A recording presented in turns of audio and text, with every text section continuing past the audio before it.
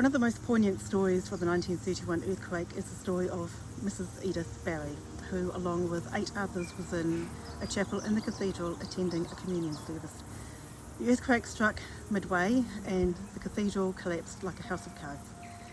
How any of them survived, who knows, but only 2 of them would actually lose their lives because of it.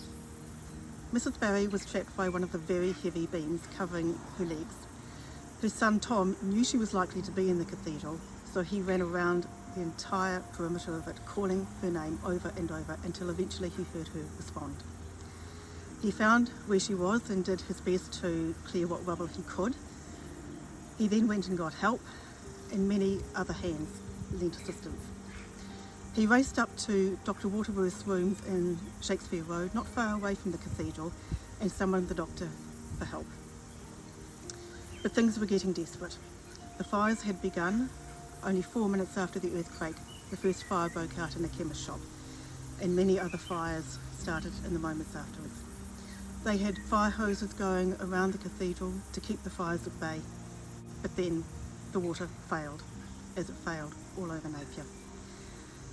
So Dr. Waterworth was in attendance. He managed to crawl into where Mrs. Barry was, and then he saw what the situation really was. They got a pole similar to a telegraph pole, and the strength of 20 men attempted to get the beam off Mrs. Barry's legs, but to no avail, and the fires were getting close. Desperate measures were clearly called for. As Dr. Waterworth later wrote in his memoirs, "What I saw by torchlight was a sight of horror, a woman pinned by the legs and lower part of her body by what might have been the ceiling. She was in great pain. Finally, I injected morphine into her scalp, which was accessible. I used an overdose. Was I right? The ruins were starting to burn, and within 2 or 3 hours were entirely wiped out. I think that I was justified."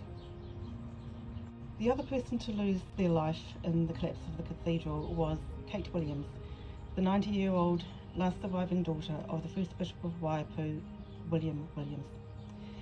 While she only sustained moderate injuries in the actual collapse, the shock was too great for her, and she passed away the following day.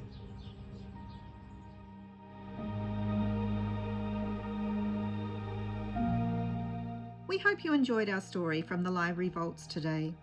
To learn more about Hawke's Bay history, come into Napier Libraries or visit our website at www.napierlibrary.co.nz. Stay tuned for our next dive into the library vaults.